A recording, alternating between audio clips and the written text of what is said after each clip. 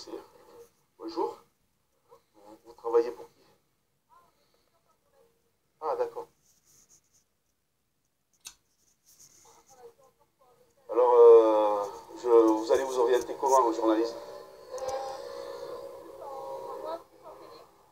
En télé? Donc vous allez entretenir la propagande? En quelque sorte. C'est-à-dire, vous êtes d'accord pour pactiser avec ces gens-là? C'est-à-dire donc de continuer à mentir aux gens surtout et de les amener sur des... Non, mais bon, je vous agace pas, hein, c'est pas méchant ce que je vous dis.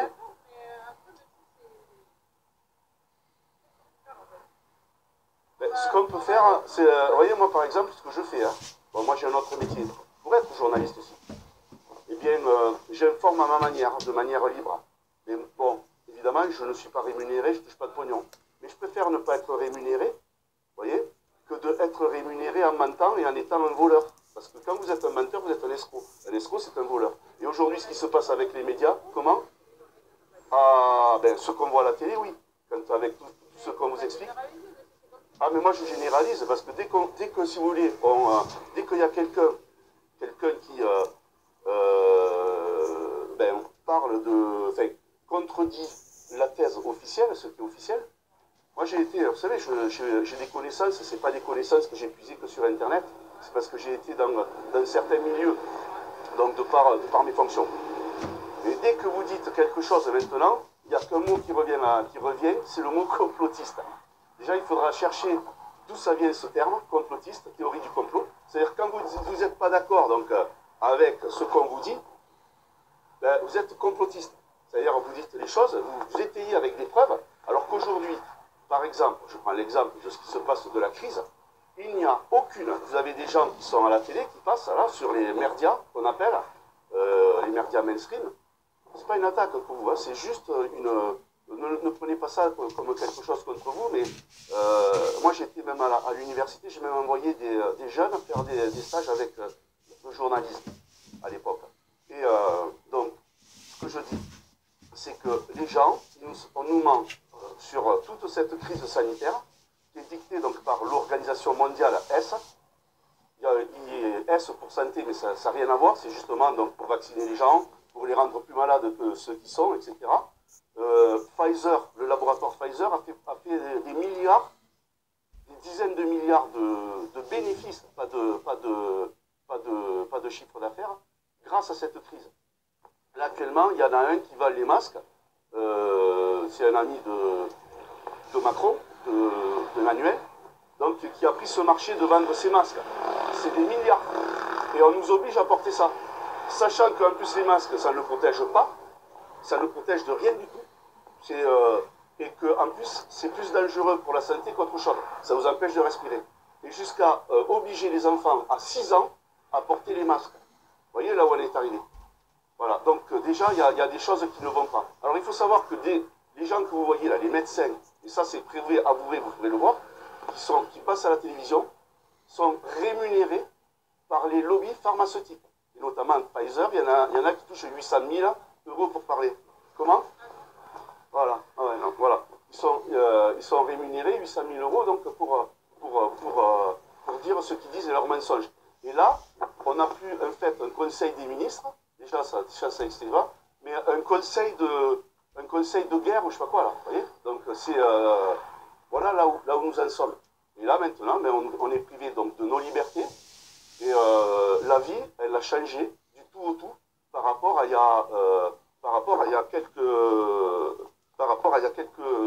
avant justement, bien avant, hein, même avant 2007, ça a changé. Et depuis l'histoire de la crise et du premier confinement, ça a changé progressivement. Est-ce que vous connaissez l'expérience, vous avez entendu parler, de l'expérience de la grenouille? C'est une grenouille qu'on met, c'est une expérience scientifique. On la plonge dans un bain d'eau tiède, dans une casserole. On la met à chauffer au gaz progressivement. Et petit à petit, elle bout. Et au début, elle est engourdie, ça va. Et quand elle commence à sentir la souffrance, elle ne peut plus bouger. Et en fait, c'est ce qui se passe. C'est-à-dire qu'ils font ça avec les populations. Non, je ne vous accuse pas, je vous explique des choses. Hein. C'est pas vous, hein, là-bas. J'enregistre ce que je dis. Mais pas vous, hein, je ne vous montre pas. Voilà. Parce que je suis en train de faire une vidéo, mais je ne vous ai pas montré. Voilà.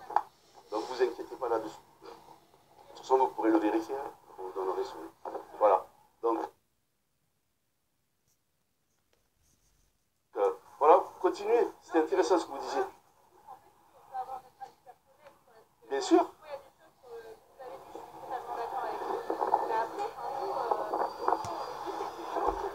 Comment?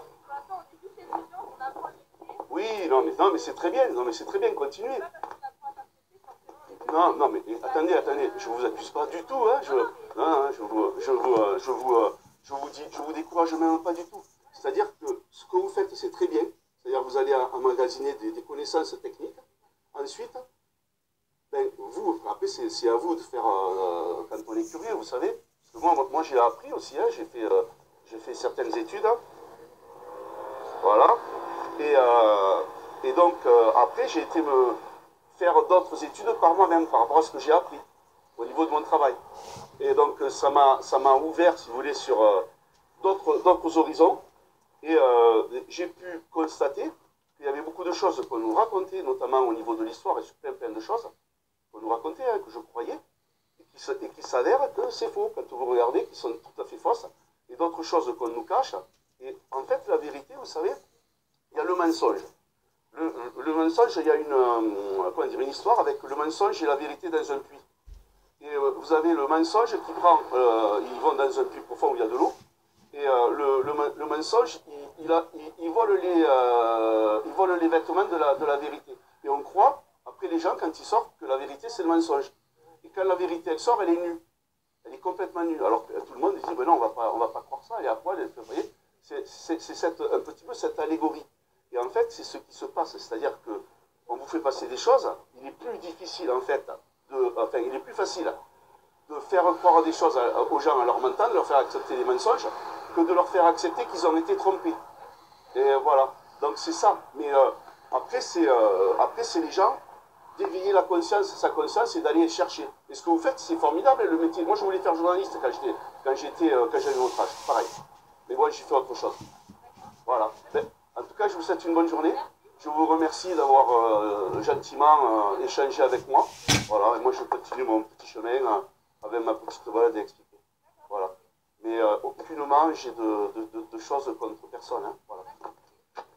Bon, voilà, bonne journée. Et là, vous faites, alors juste pour info, vous êtes en train de filer McDonald's, les esplanades. Ah ouais.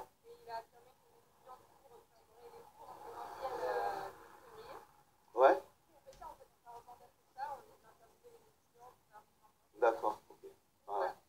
Donc, moi, j'ai pas regardé personnellement Macron, j'y vais un petit peu, parce que je regarde plus tout ça.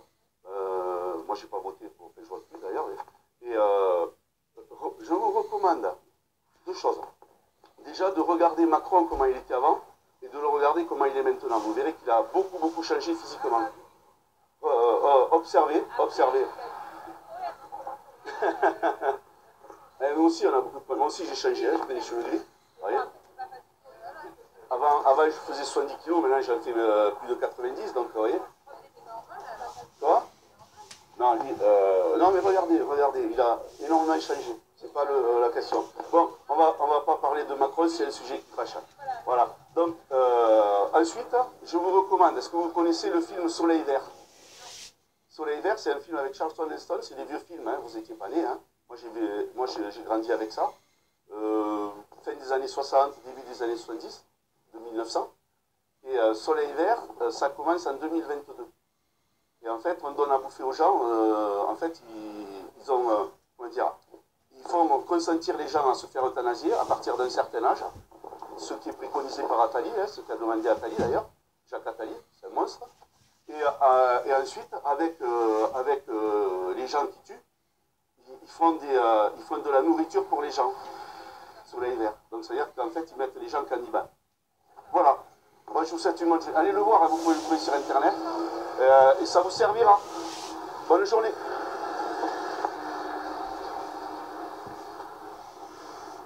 Voilà, donc, bon, les petites étudiantes là, qui sont apparemment avec Macron. Donc école de journaliste, ça peut enquiller BFM, comme on voit, tout ça, donc et les autres, donc faire des reportages. Voilà. Donc c'est la journée. Donc voilà, Macron. Donc voilà, donc Soleil Vert.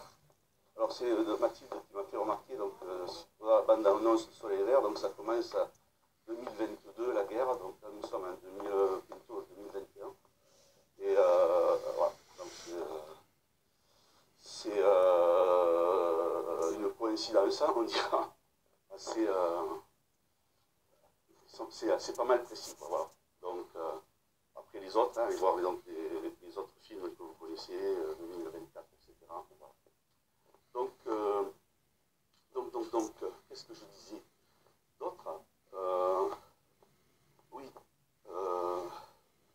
Ah oui, donc là aussi, pareil, là, j'ai appris le décès là, de Christophe Dominici hier. Donc, et à son âme, et puis